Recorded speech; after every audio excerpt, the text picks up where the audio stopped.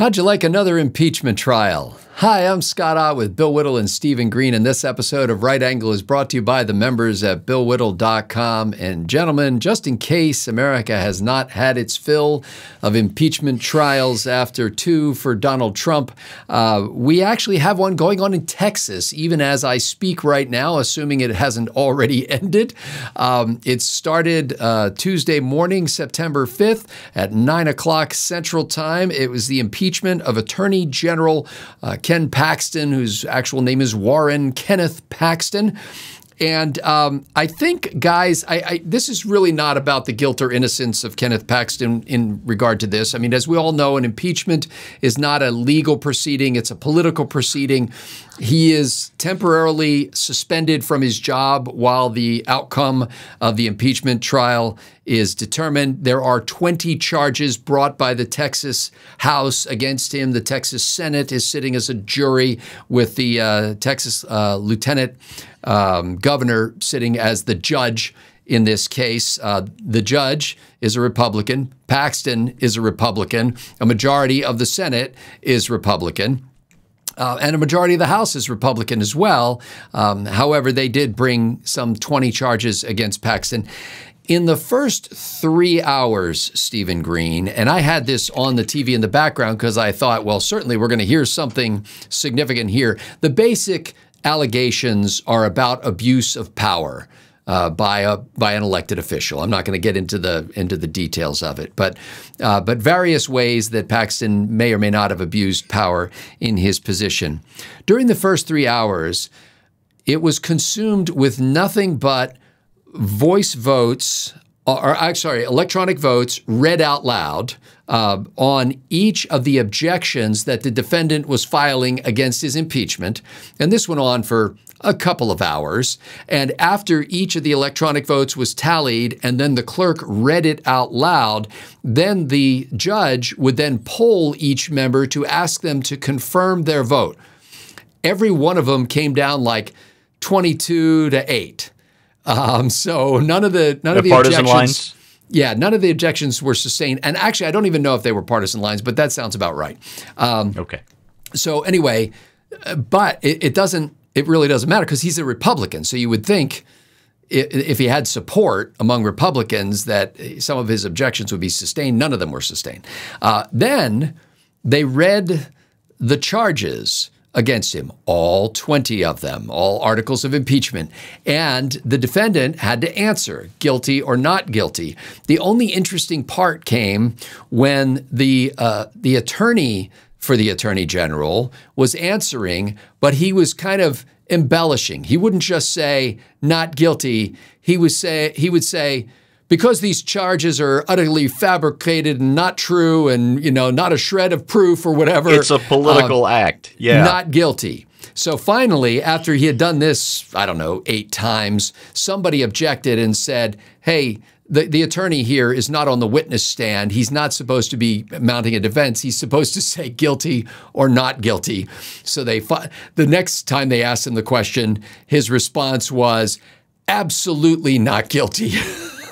He couldn't restrain himself. But the reason why I thought this was interesting, Steve, is I don't know how impeachment even works anymore.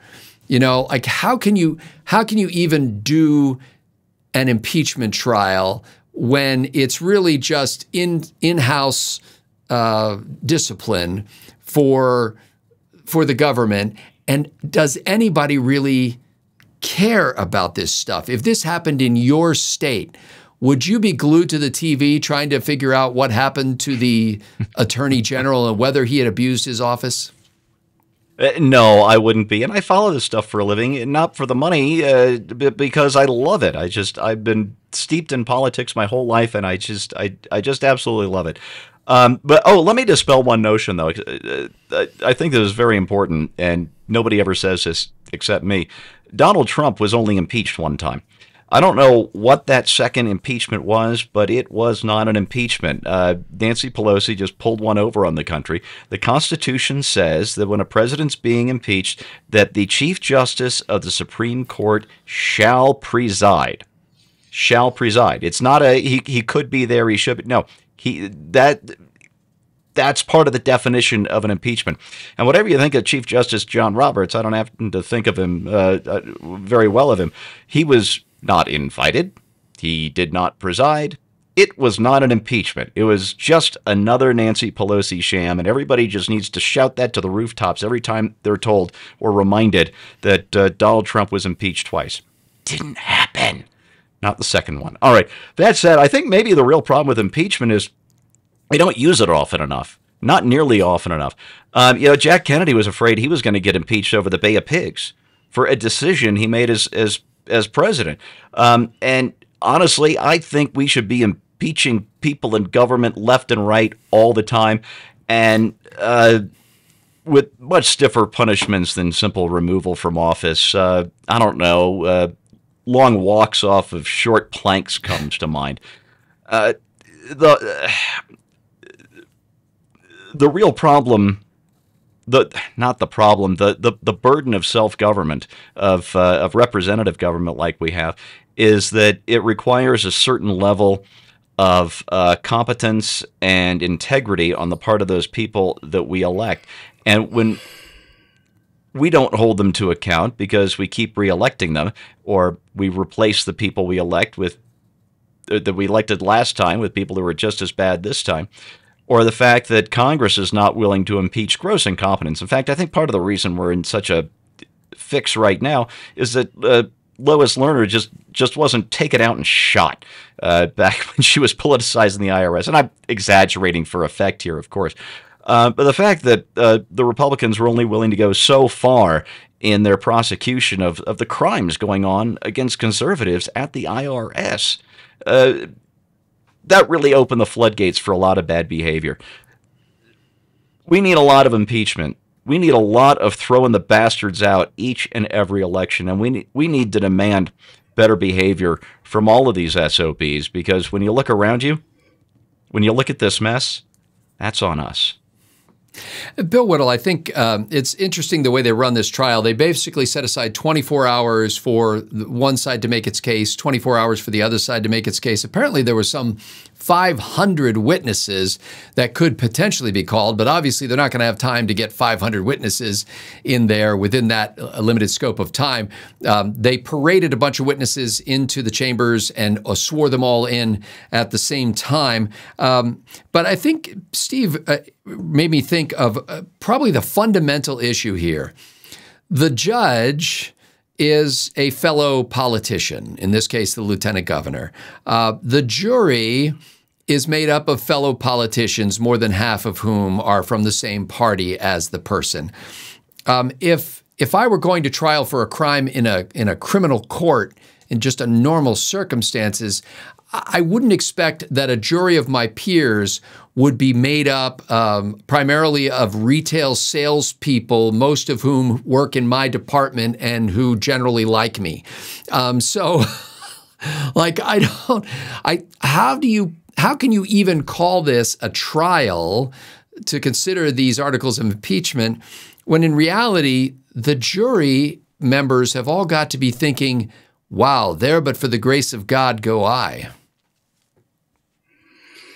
Well, I think you're really on it, Scott.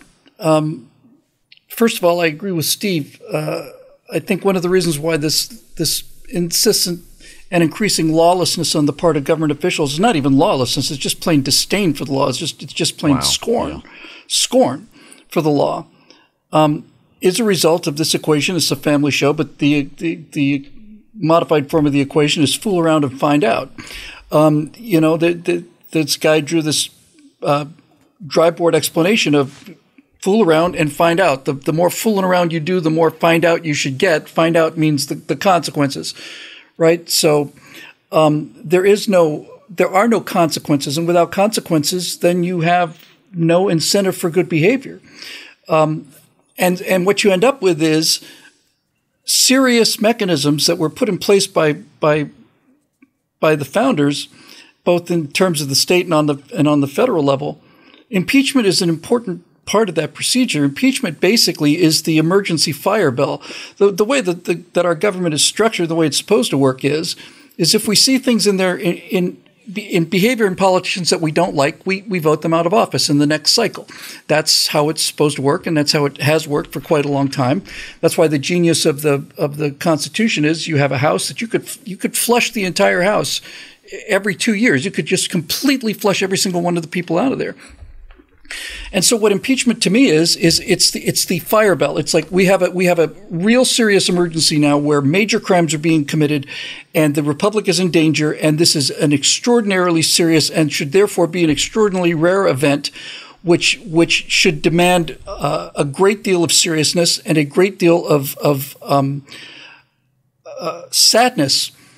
We talked about this during the impeachment efforts at Donald Trump, was that this isn't something that should be celebrated or even accepted. It should be a tragedy that we're having to go through this. And so we're back to our fundamental problem, Scott, and that is that this government was designed for a virtuous people and it cannot function any other way. With a world where everything is a party vote, where impeachment, I did not know what Steve had mentioned earlier about that second so-called impeachment of Donald Trump, that it did not have the Chief Justice there, and so therefore by legal definition was not an impeachment. That's kabuki. That's taking very serious and effective structures that were brilliantly thought out and tested and debated and turning it into a public relations campaign. And while this entire issue is interesting from a theoretical point of view, I keep coming back to the same problem, and that is if you do not have a virtuous people, you will not have virtuous politicians, and you will not have virtuous population that is determined to hold them to their feet to the fire. When enough politicians get away with open violation of the law, and I keep coming back to what has been the most egregious example in my lifetime, which is Hillary Clinton's emails, where the director of the FBI does a 45-minute indictment and lists all of the number of felonies she's committed and then says, I don't recommend that we prosecute. When you get the idea that impeachment or no impeachment it's irrelevant, that these people are not going to pay the price, there is going to be no finding out for the fooling around, then you're essentially in a kind of a moral freefall. And that's where I think we find ourselves, where these mechanisms that should be, you should be glued to your TV set if an attorney general is going to be impeached for malfeasance. But it's just like, another politician, another crooked politician. Yeah. These cycles happen. I am encouraged by what I used by a change in my belief in a book called The Fourth Turning, which basically makes a compelling case that it's not like this happens once per civilization. It's like we lose faith in our government, civilization falls, now we have to wait to the next civilization. These things do happen in cycles. We've had periods in American history where grift and corruption were endemic, and we recovered from those. The Grant administration was notorious for not just the Grant administration, the entire time, the era of the robber barons and all the rest of this stuff, where the sense that the rich and powerful could get away with anything they want to. Well, that was part of our history that we have recovered from, and then we entered into the high level of morality that we saw with the Greatest Generation in the years immediately following that.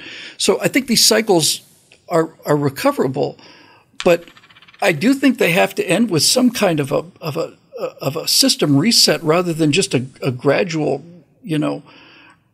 drift back into normality. I think what we're headed for is a realization that the truest thing that was ever said about the United States government is that every other time in history, the people have feared their government, and this was the only time that anyone ever created a government that feared the people. And that's the ideal that we should be striving for. And so Steve's point is need a whole lot more impeachments is I happen to agree with. But if no consequences adhere to those impeachments, then you're not strengthening the situation, you're making it worse. Yeah. There's nothing worse than a parent that threatens punishment and never delivers it. It's better to not threaten punishment at all than to threaten punishment and not deliver it. And so we find ourselves in this situation today where there's lots of sound and fury signifying nothing. And it's time to take this a lot more seriously and make it clear to the American people that they can once again begin to have some confidence in the fact that just because you're an elected official doesn't mean you can get away with anything you want to. And if it turns out that this is a Republican in a Republican state with a Republican governor and a Republican House and a Republican Senate, then that's all the more reason for this guy to be found guilty as far as I'm concerned. I'm a big believer in the presumption of innocence. I know nothing about the details of this case. However, if it turns out that this Republican Attorney General is guilty of these crimes, then it is the obligation of the Republican government, the Republican Senate, and the Republican House to get him out of office. And if there are criminal charges that can be attached to this, apply them, enforce them, convict him, and send him to jail. And if it turns out that only one party is doing that, then at least that's the party I want to be a part of. And over time, this will become apparent to people who aren't members of either party, that one group of people is holding its elected representatives accountable and the other one isn't. And then you can decide which one of those two parties you want to belong to. But I know which one I want to belong to. And that's probably the most encouraging thing about this whole impeachment procedure here in Texas is that Republicans are involved in filing these charges and in sitting in judgment. However, in my mind, either this is an internal party discipline matter, in which case party leaders in the House, the Senate, and the governor's mansion take the attorney general aside, or frankly, in this case, the governor, and just says, look, Ken, these are serious charges. I'm going to give you an opportunity to resign right now so you can get your house in order and deal with the possible coming criminal charges. Either it's an internal party discipline matter or it's criminal court. But I don't think that the show of an impeachment with all the partisan baggage that carries, and no doubt for 24 hours we're going to hear not only what a villain and vermin Ken Paxton is from his political opponents, but we're also going to hear how Republicans in general should be thought of that way. People, I think, look at impeachment and say, look, this is either at the mildest level, a difference of opinion as to what really happened. After all, the Attorney General's lawyer stood there and 20 times said, not guilty, not guilty, not guilty, and then added in his little interpretation of saying these charges are false, they never happened. Either this is a difference of opinion or it's just a political weapon, whether intra-party or inter-party. It's a political weapon. Either way, it shouldn't be in the hands of politicians. They're wasting our time with this. To add to the absurdity of the whole thing, Senator Angela Paxton is in the room watching the proceedings. She does not have a vote. Senator Angela Paxton is married to the defendant. And she can't vote on the matter, but she's sitting in the chamber.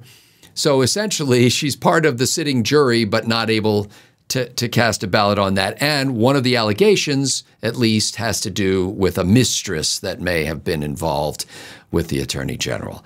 To me, the longer things like this go on, the more it reinforces people's belief that politics is just a circus of political opportunists who are craving power and trying to destroy their political opponents, not for the good of the people, but for their own good and for their own desire to cling to power. And the party that really has integrity, I think, is the one that stands up and says, look, Ken, you're done.